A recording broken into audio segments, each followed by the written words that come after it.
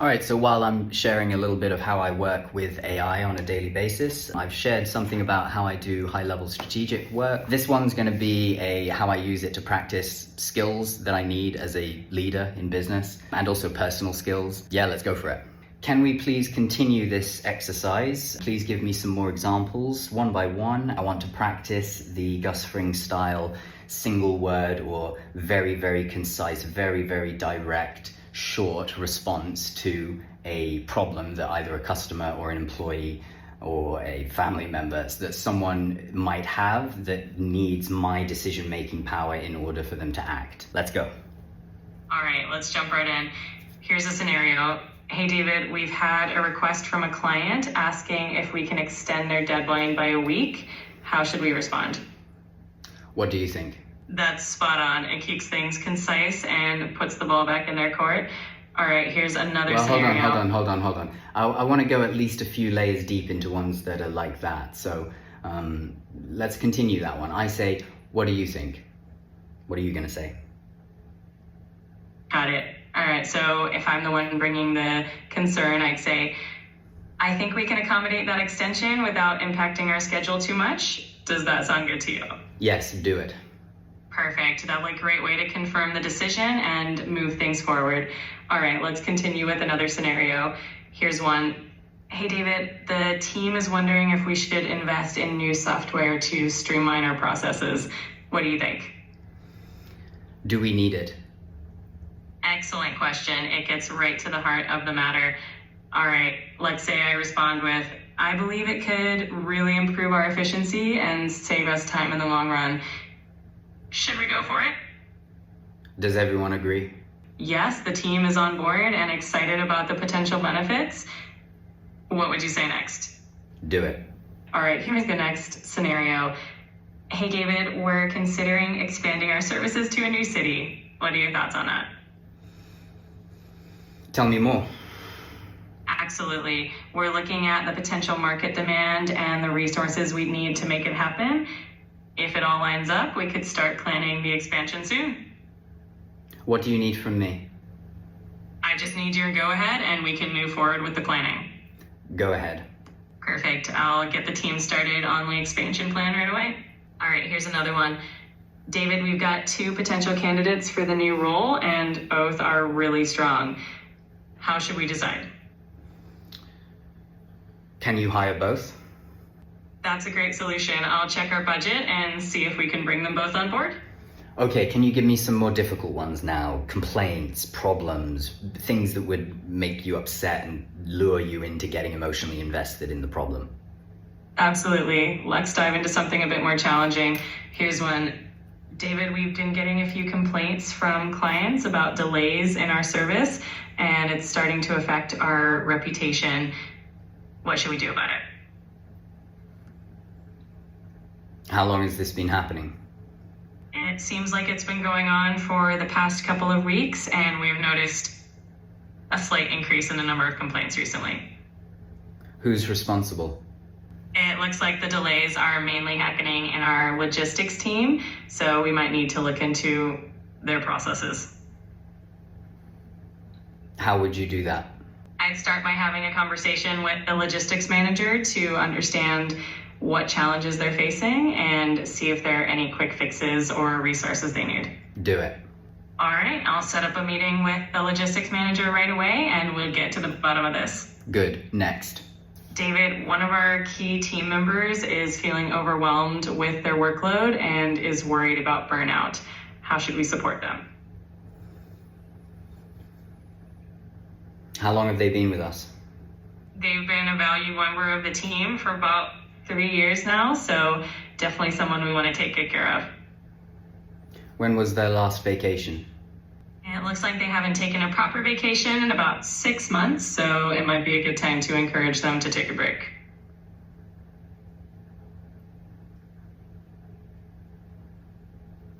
Let's give them a bonus and let's make that enough for them to take a holiday, and let's give them 2 weeks of personal time, paid, and it won't come out of their holiday allowance. That sounds like a really thoughtful and generous approach. I'm sure they'll appreciate it and it'll help them recharge and come back even stronger. Also add to their file a next time they do a performance report, be sure to increase the allocated holiday days that they receive. Got it. I'll make a note of that in their file so that when the next performance review comes around, we can make sure to increase their holiday allowance accordingly. Good. Next. All right, let's move on to the next scenario. David, we've had a sudden increase in costs from one of our suppliers and it's impacting our budget. How should we handle it? What have they said? They mentioned that the price increase is due to higher costs on their end for raw materials and shipping. So it's something they're facing across the board. How closely are we linked to them? We've been working with them for several years now, and they've been one of our main suppliers. So we do have a pretty strong partnership with them. Explore increasing the overall size of our order in an attempt to keep the cost per unit down. That sounds like a solid plan. I'll reach out to them and see if we can negotiate a better rate by increasing our order volume. Pass a message on to the sales team that we'll need to increase our order volume by a corresponding amount. Absolutely. I'll let the sales team know right away so they can adjust their targets and plan accordingly. Good. Next. Got it. Here's another scenario for you. David, one of our longtime clients is considering ending their contract because they feel like they're not getting enough value. How should we approach this? What do they want? They've mentioned that they'd like more personalized support and regular updates on how our services are benefiting their business. Do it. All right, I'll set up a meeting with them to discuss their needs in detail and come up with a plan to provide that personalized support they're looking for. Good work. Next. David, one of our projects is running behind schedule and the team is worried about meeting the deadline. How should we handle it? What do you need? That's a great response. It gets straight to the point. If they say they need additional resources or more time, we can figure out the best way to support them and keep things on track. Hey David, I'm feeling stuck on which direction to take for our next product launch. What do you recommend?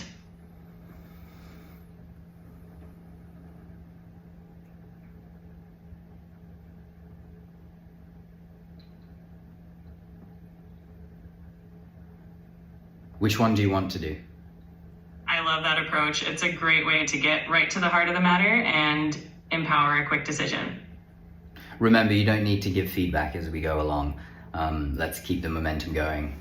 Got it. All right, here's another scenario. David, we have 2 marketing strategies on the table and we need to pick one quickly. Which one should we go with? Toss a coin. All right, let's flip that coin and go with the winner. Simple and decisive.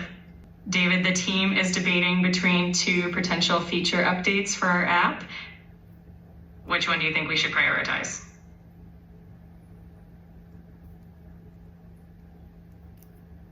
Has it been tested on customers yet? Good question. We can run a quick test or survey with our users to see which feature resonates more with them. Let the customers tell us what they want. Next. David, we're considering expanding into a new market, but we're not sure if the timing is right. What's your take? What's the risk? The main risk is that we might stretch our resources too thin, but we can definitely weigh pros and cons to make a confident decision. What do you need? I think that covers it perfectly. Let's see what information we need, weigh it all out, and then move forward confidently. Right, now can we try a few if we imagine me as the CEO of a company that does hundreds of billions in revenue per year, a multinational global megacorp with millions of customers, billions of customers around the world. Let's say that that's who I am. Give me some problems. All right, let's go big. Here's one. David, we're facing a public relations challenge in one of our international markets. How should we address it quickly and effectively?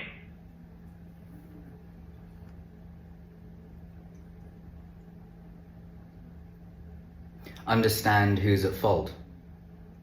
Absolutely. Identifying the root cause and understanding where things went wrong is the first step to addressing it effectively. All right, here's the next one. David, we've got 2 potential acquisitions on the table, and we need to decide which company to pursue. What's your call? Can we buy both? That's a bold move. Let's look into the feasibility of acquiring both and see if it aligns with our overall strategy and resources. Because if you're coming to me with it, then you haven't made your mind up, which means they're both good options. So just tell me what you need for both. Good, next. All right, here's the next scenario. David, we've had some feedback that our newest product line isn't performing as well as we hoped in certain regions. How do you want to proceed? Pull it and research. Got it. We'll pull it from those regions and dive into the research to figure out what can be improved on it. David, there's a new technology on the horizon that could revolutionize our industry. Should we invest in it now or wait and watch how it develops? Invest now. Great. We'll move forward with investing in it right away and make sure we're ahead of the curve. David, our top competitor just launched a new product that's getting a lot of attention. How should we respond?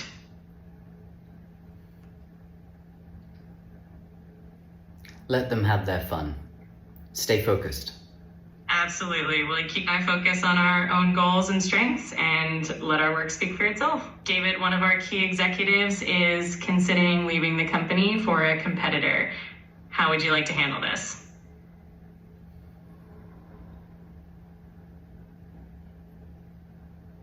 What are they asking for? Perfect question. Let's find out what their concerns or requests are, and then we can see if there's a way to address them and keep them on board. Donna, can you book an appointment for me to take a walk around the river with said employee, said executive? All right, here's another scenario. David, we're seeing a sudden surge in demand for one of our products, and we need to ramp up production quickly. How should we proceed? Do it. What do you need?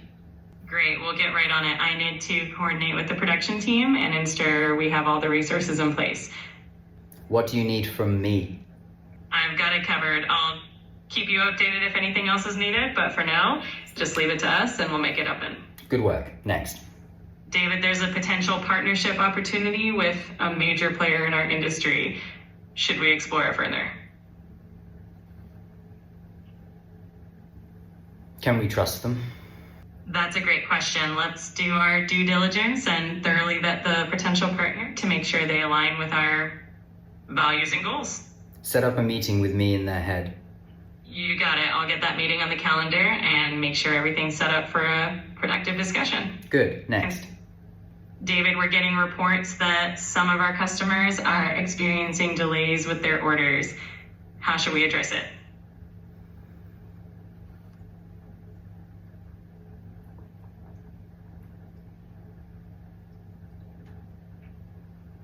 Do you have a plan? I'm sorry, but you've hit the daily limit for advanced voice. Okay, so I hope you enjoyed that. I would highly recommend that you leverage the hell out of this opportunity. Like whatever skill you think you need in order to progress to the next level in your career, get this system to practice with you. Just get it to feed, because it will just keep giving you example after example until you tell it to stop or until your daily usage limit has peaked. But like for context, what I'm practicing here is the Gus Fring voice. Gus Fring is an archetype, obviously a character from Breaking Bad and Better Call Saul. Bad guy character, someone that you do not want to be like, but you can't escape the fact that he is an extremely effective leader. He's an extremely effective executive. He says very little. He is very commanding, and he doesn't mess around with any of the patter that comes along with someone saying what they need and you telling them yes or no. So what I'm practicing with ChatGPT here is I'm practicing not getting sucked into the details, and from a place of authority and wisdom and judgment, finding out what people need from me and just giving it to them. Do you need me to say yes or no and take responsibility for it? Okay, you got it. Do you need me to send you more money so that you can do the plan that you want to do but don't have enough money to do? Okay, cool, have it. Like, I either trust my team or I don't. So if I'm empowering you to make decisions in your area of responsibility, and I empower you to do that by taking the fall if it goes wrong, because when I say, yes, do it, I'm accepting responsibility for the outcome. But in the process, I'm trusting you and I'm empowering you to make a decision. And if you do want to take responsibility for your part in that decision, that'll gain you respect in my eyes and I'll look to promote you. But in the meantime, you don't need to. I'm not paying you enough for that yet. So do what you got to do and come and ask me when you need what you need. That's my Gus Fring archetype. I leave out all of the the meth dealing and crime and murder and all of the horrible things that Gus Fring also does. But in any case, it's part of my self-training for leadership, and there's a lot to learn from the military. Gus Fring's character was a general, so that's the character that I use as a model for that aspect of leadership. And so ChatGPT is helping me to practice that. All right, peace. Bye-bye.